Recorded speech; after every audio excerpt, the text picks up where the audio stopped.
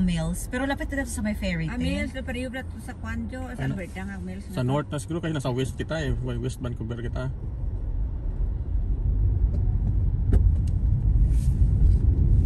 Sa may lapit ka ferry. Dito. Nabunggaan sa likod ta. Oo, nagbunggoanay. Nagbunggoanay, tiho. Kita mo, nagbunggoanay. Bago lang to.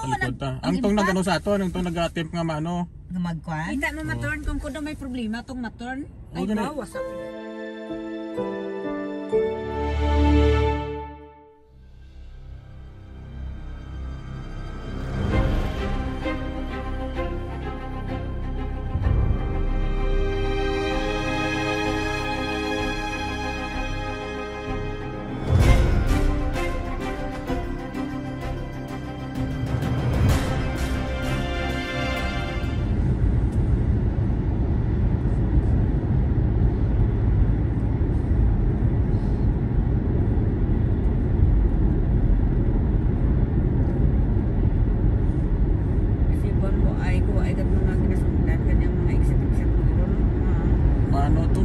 Ito dapat balaan tanawon mo ang ano na ang GPS mo kailangan ano pa kasi kung diyan ka ma-stay sa may sana na exit mo gali isa may bigla lang mag-exit kaya dire perme ko gaano dire ko perme ni ka tapos ang ginagyan muli exitan to dire ko perme gaano hindi lang ni busy kaya sa biyak mo nga maka-transfer ka malapit na pala ako papasok sa Vancouver dito mag-right turn ako dyan. Malapit na ako mag-right turn. Alam niyo yung highway na to, tricky to sa mga baguhan. Tingnan niyo yung posisyon ko, mag-right turn ako pero nasa gitna pa rin ako. Kung dyan ka kasi posisyon sa pinakagilid na yan, mag-i-exit kasi yan.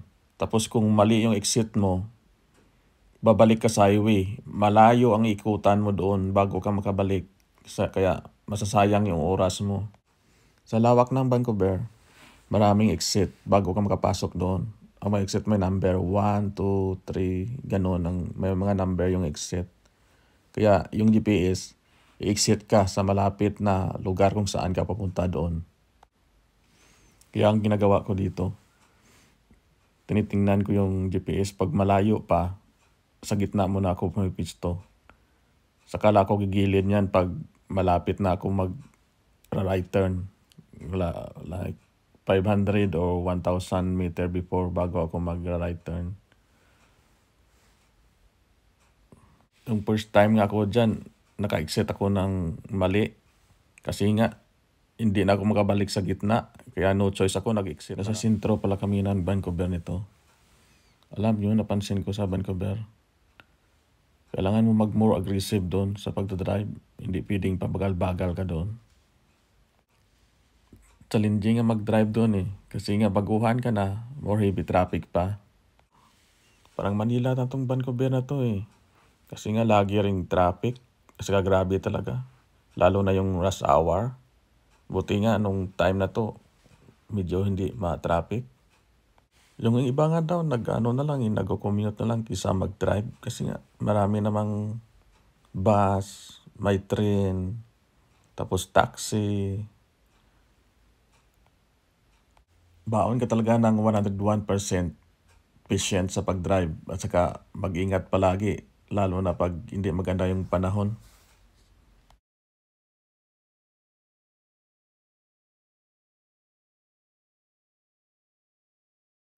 Dito sa stoplight na to, muntik lang ako mabangga dito. Tingnan nyo yung unang pumasok doon, muntik rin mabangga.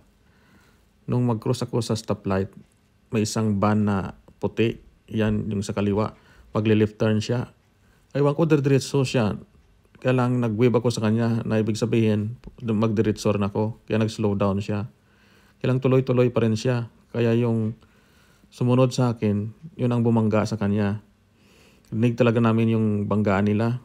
Lakas ng lagabong, yung boom.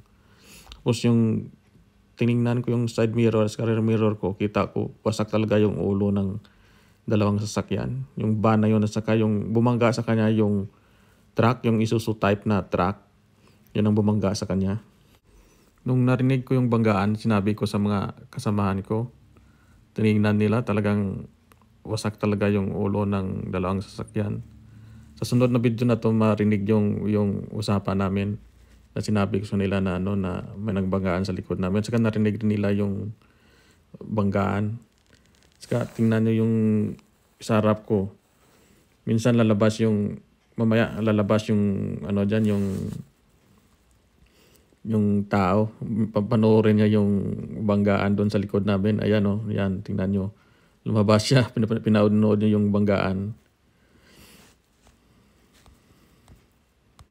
Iwan ko sa driver na yun. Kahit ako nagtataka. Kasi naka-green naman kami. Dapat mag-i-stop siya.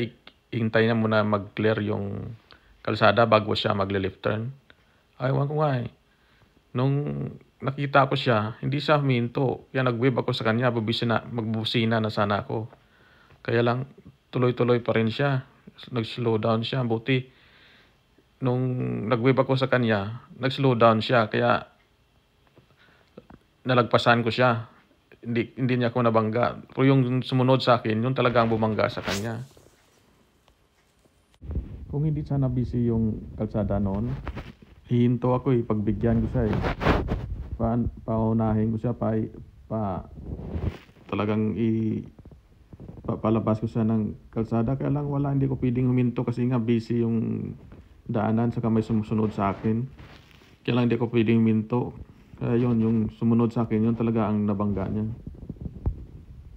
Maganda sana kung nabidyohan ko yun Kaya lang hindi ako pwedeng gumamit ng cellphone o mag-video doon kasi nga nagda-drive ako saka bawal yun. Makikita ako ng pulis noon, mahuli ako.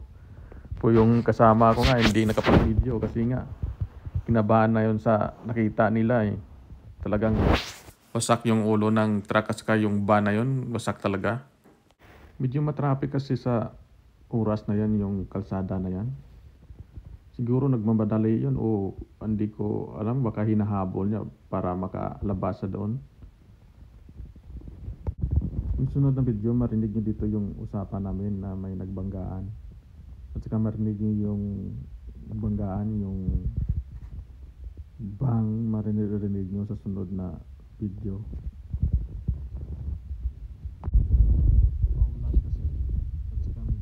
Victoria and Nanaimo Ferries. Okay, sa may Chuason, Patagalino, Ferries Lapit. Kasi mall, mall bla Mills. Pero lapit na dito sa may ferry. Mills, na pariyo bla sa Kwanjo, sa Alberta nga Mills. Sa north na siguro kasi nasa west kita West Vancouver kita.